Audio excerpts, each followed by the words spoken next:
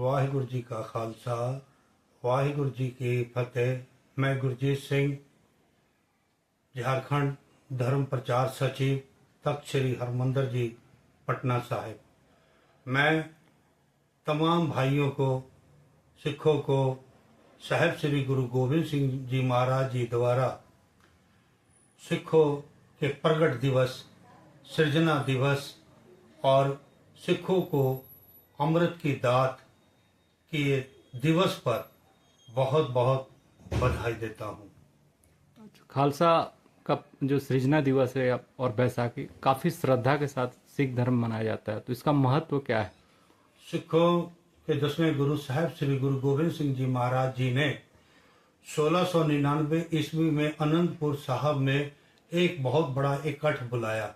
इसलिए इकट्ठ बुलाया कि उस समय की हुकूमत औरंगजेब की वो आम लोगों पर बहुत जुल्म ढा रहे थे। तो गुरु गोविंद सिंह जी उस समय के हालातों को देखते हुए ऊंच नीच, जात पात, अमीर गरीब की परंपरा से ऊपर उठ करके इंसानियत को ध्यान में रखते हुए खालसा का सृजना दिवस 1699 ईस्वी को अनंतपुर साहब में गुरु महाराज जी ने स्थापना की।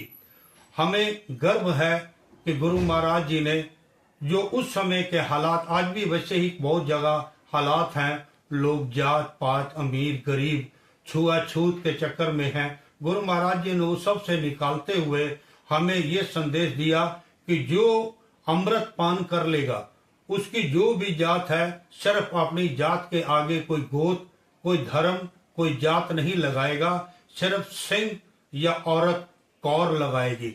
और इसमें कोई वितकरा नहीं रखा गया, औरतों के साथ कुछ और या मर्दों के साथ कुछ और। जो संदेश औरतों को दिया गया वही संदेश मर्दों को दिया गया। औरत भी अमृत पान कर सकता है, औरत भी अमृत पान कर सकती है, दोनों को एक समान दिया गया। और गुरु महाराज जी ने लोगों को यही संदेश दिया। लोग यहाँ प्रचार था कि औरत जो है वो बहुत छोटी होती है, तो गुरु महाराज जी ने वही हमें संदेश दिया कि औरत नीची नहीं होती है। गुरु महाराज जी ने यह संदेश दिया, नीचा अंदर नीच जात, नीची हूँ अत नीच, नानक तिनके संग साथ, वड्या सु क्या रीस। गुरु नानक देव जी ने हमें यही संदेश दिया, गुरु गोविंद सिंह जी ने, कि औरत जो है वो मर्द को जन्म देती है। पंड जमिए पंड निमिए पंड मंगन ब्याह, पंडो हुए दोस्ती पंडो हुए चार, पंडो हुए रा, पंड मुआ पंड पालिए पंड हुए बंधान, सो क्यों मंदा आखिए जित जम्मे राजान। गुरु महाराज जी ने औरतों और मर्दों में कोई फर्क नहीं समझा। और गुरु गोविंद सिंह जी ने सिख धर्म की स्थापना की, हमें 5 ककार धारण करने के लिए दिए। बोला जो मेरा सिख है वो 5 ककार धारण करेगा, केस, कंगा, कड़ा, करपान, कछेरा, ये जो 5 ककार धारण करेगा वही मेरा सिख है, वो मेरा सिख अखमाने के लायक है। और ये भी संदेश दिया, धरे केस पहल बिना पेखी मुड़ा सिख, जो मेरे अमृत पान, बनाए हुए अमृत पान को धारण किए बिना केस रखता है, दाढ़ी रखता है, वो मेरा सिख नहीं है, वो भेखी है, वो भेखी मुड़ा सिख है। तो गुरु महाराज जी ने ये जब अमृत पान कराया तो ये भी संदेश दिया कि मेरे जो सिख हैं वो 5 कुरहत कभी भी नहीं करेंगे। वो 4 कुरहतें कौन सी थी? एक है केस नहीं काटने, दूसरा था किसी प्रकार का नशा नहीं करना, तंबाकू नहीं पीना, और तीसरा था आपका एक मुसलमान तरीके से काटा गया हलाल मीट वो नहीं खाना। क्योंकि उस समय की हुकूमत जो थी ये यही था कि कोई अपनी मर्जी से अपना झटका नहीं बना सकता था। और चौथा जो बुजुर्ग राय थी वो थी कि अपनी औरत को छोड़ के किसी दूसरे के साथ में नाजायज संबंध नहीं रखना। गुरु महाराज जी ने ही सिखों को संदेश दिया, रहनी रहे सोई सिख मेरा, ओ साहिब मैं उसका चेहरा। जो मेरा सिख है वो अगर रहत में मेरी रहता है तो वो मेरा सिख है। रहत बिना ना सिख अखाए, रहत बिना दर चोटा खाए।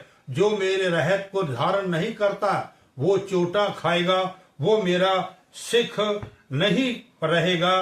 पीवो पाहल खंड तार होए जन्म सोहेला, वाह वाह गोविंद सिंह आपे गुरचेला।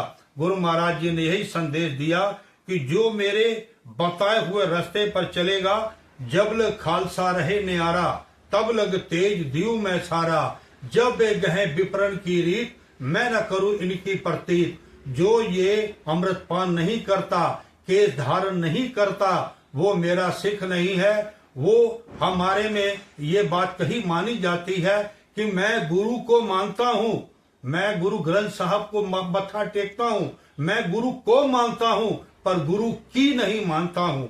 ये संदेश है, गुरु की मानो, गुरु को मानो तो गुरु की भी मानो। संक्षिप्त में बैसाखी सभी के लिए महत्वपूर्ण है, सभी धर्मों के लिए, तो क्या कुछ सीखे हैं जो हम मतलब सभी को इसे लेनी चाहिए? सिख धर्म यही अमृतपान करने के बाद में यही हमें प्रेरणा मिलती। गुरु महाराज जी ने हमें यही संदेश दिया कि जात पात, ऊंच नीच, अमीर गरीब किसी में वितकरा नहीं करना है, सब एक समान है। मानस की जात सब है, एक के पहचान वो, हम सब एक परमात्मा के बनाए हुए इंसान हैं। किसी को पर मतभेद नहीं करना है, ये नहीं करना है कि वो छोटी जात का है कि वो बड़ी जात का है, सब एक समान है। तभी तो हमारे जब गुरु महाराज जी ने ये हमें संदेश दिया तो एक पंगत में वो गुरुद्वारा में मत्था टेकना है, एक पंगत में बैठ के लंगर खाना है, एक पंगत में एक ही जगह एक ही समान सबको लंगर मिलेगा, एक ही समान का प्रसाद मिलेगा, एक ही जैसा पहरावा होगा। और किसी प्रकार का हमारे धर्म में गुरुद्वारा में कोई विशेष नहीं, सबके लिए एक ही जैसा लंगर होता है। गुरुद्वारे में जाएं, आपके पास पैसे हैं चाहे नहीं हैं, आपकी श्रद्धा होनी चाहिए, गुरु के प्रति माथा टेकिए। वहां पर जो वाणी चल रही है वो वाणी हमें यही संदेश देती है। हर धर्म के लोगों का संदेश गुरु ग्रंथ साहब में है। गुरु ग्रंथ साहब में जहाँ हिंदू, मुसलमान, छोटी जात के जितने भी थे, चमार थे, कसाई थे, डोम थे, ब्राह्मण थे, मुसलमान थे, सबकी वाणी गुरु ग्रंथ साहब में दर्ज की गई कि कोई भी बड़ा छोटा नहीं, सब जितने धर्म के लोग हैं सब एक समान हैं। और उस परमात्मा के बनाए हुए हम इंसान हमेशा उस परमात्मा के बताए हुए रास्ते पर चलें, किसी पर मतभेद ना, किसी से मतभेद ना रखें, सबको अपना भाई, सबको अपने जैसा समझे, किसी से बैर नहीं, ना को बैरी नहीं बेगाना, सगल संग हमको बने आई।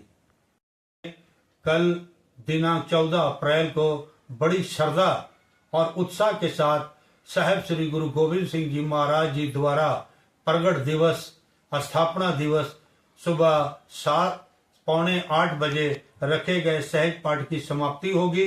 उपरांत बाहर पंडाल में 10:30 बजे से लेकर के 2:30 बजे तक दीवान सजेगा, जिसमें ढाडी जथा, कीर्तन रागियों द्वारा कीर्तन जथा, कीर्तन से संतों को निहाल किया जाएगा। तो समूह संगत से हमारी अपील है कि गुरुद्वारा में आकर के मत्था टेक करके गुरु महाराज जी का आशीर्वाद लें और अपना जीवन सफला करें। गुरु का लंगर जो हर साल इसी तरह हर गुरुपर्व में वितरित होता है, गुरु का लंगर पंगत में बैठ के और गुरु छक करके अपना जीवन सफल करें। वाहिगुरु जी का खालसा, वाहिगुरु जी की फतेह।